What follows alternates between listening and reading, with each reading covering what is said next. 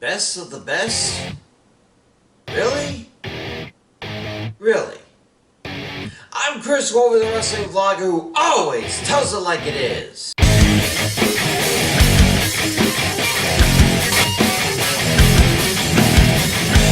As the WWE Thunderdome bids a fare thee well to the Amway Center and moves to the left coast of Florida and the home of the American League Champions, where no doubt Royal Rumble will take place, we are left to wonder if SmackDown will ever get out of Raw's shadow. 3 years ago, it was a 1-point win for the Red Brand on the Survivor Series. 2 years ago, it was a rout. And last year, the upstarts in NXT slew both of them. Now that it's back to one brand on one brand, we'll see the usual Survivor Series matches, traditional Survivor Series matches between men and women, none of which can apparently get along with each other. Then we have the usual battles of primary, secondary, tag, and women's champions, ones which Raw have dominated over SmackDown for the most part.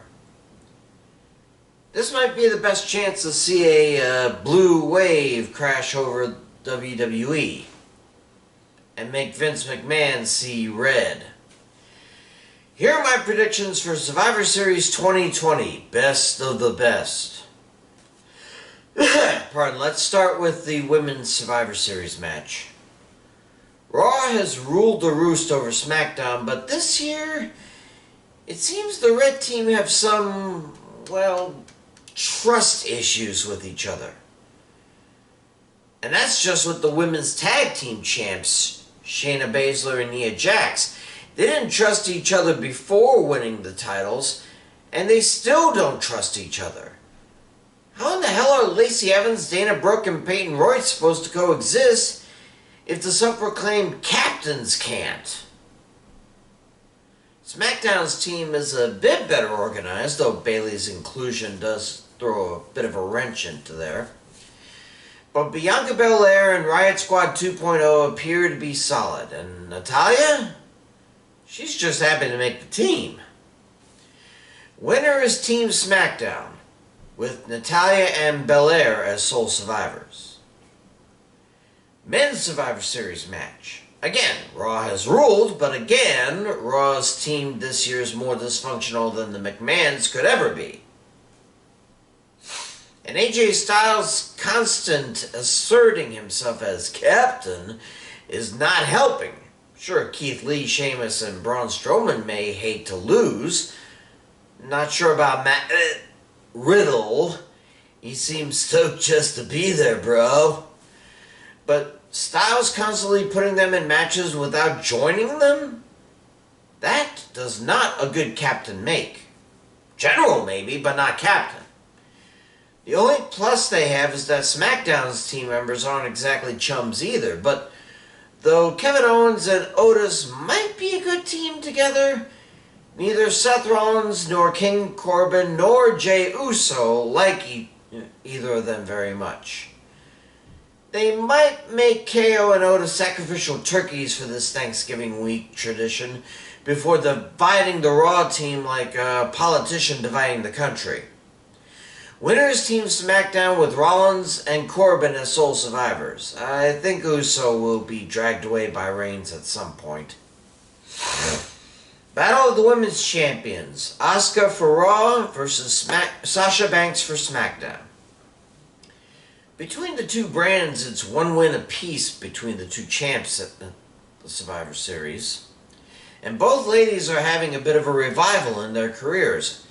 Asuka spouting out old catchphrases doesn't really help her performance, but when the bell rings, she gives the people what they want.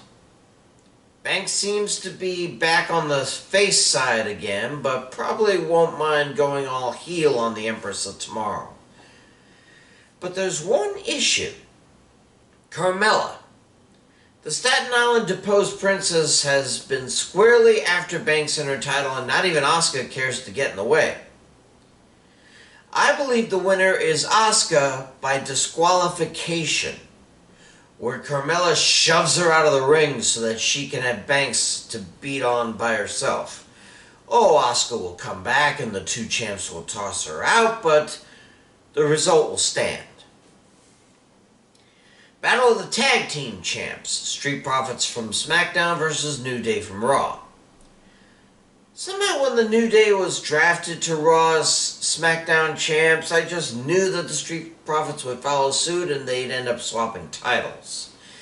Truth be told, that was pretty classy on both teams' parts. But now they get to see if the 10-time WWE World Tag Team Champions can truly hang with the fresh blood on the block. The moves that the Profits are capable of, it's astounding. Almost reminds me of other speed power teams like the Hart Foundation. Pardon, but the New Day are still riding high. And I'm sure Big E will be in their corner rooting them on. This will be the match of the night, but it will end with Raw over SmackDown to break the 1-1 tie between them at the series. Winners are the New Day! Battle of the Secondary Champs. U.S. Champ Bobby Lashley against Intercontinental Champ Sami Zayn. Both U.S. and IC Champs have won one match head-to-head, but the thing is that both wins when the champion was on Raw. That is not a good omen for Sammy Boy. He's also going in alone while there's little doubt Lashley's bringing the entire Hurt Business along to make sure Zayn doesn't head for the hills. But just like Sasha Banks, the Hurt Business also have a thorn in their side. Retribution. And it wouldn't surprise me a bit if they came charging down and started to beat MVP Cedric Alexander and Shelton Benjamin into a pulp. And that's a good omen for Sammy Boy. Either Lashley will join in the fray and be counted out, or he'll get distracted enough for Sammy to roll him up with a handful of tights, get the 3 count, and run like hell. Either way, the winner is Sami Zayn. Finally, the Battle of the Primary Champs. WWE Champion Drew McIntyre versus Universal Champion Roman Reigns. Now, truth be told, I would have rather seen Reigns versus Randy Orton. Two vicious monsters battling each other would be much more entertaining, I think. But no, one of the mega heels had to fall, and it had to be Orton.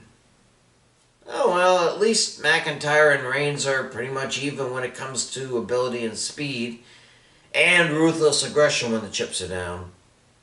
They're not afraid to get down and dirty if need be. And I don't think the announce table is safe during this match.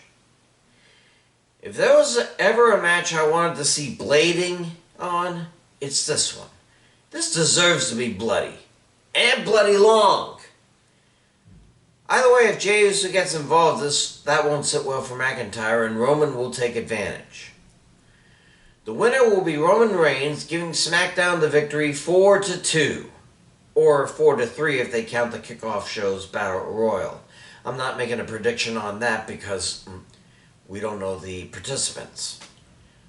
But then, The Miz will charge in, cash in his Money in the Bank contract, wait for Drew to stagger to his feet, and with one skull-crushing finale, steal the WWE Championship like the 2020 election. Allegedly. That's my bold prediction for the night. Those are my picks, and I'm sorry for all the political crap being put into this, but we really need to stop bickering and come together, no matter the eventual outcome. And that goes for you too, Raw and SmackDown. No matter who's the best, you all get your paychecks from the same guy. Remember that. I'm Chris Wolvie, the Wrestling Blog, who always tells it like it is. Stay safe, and I'll see you.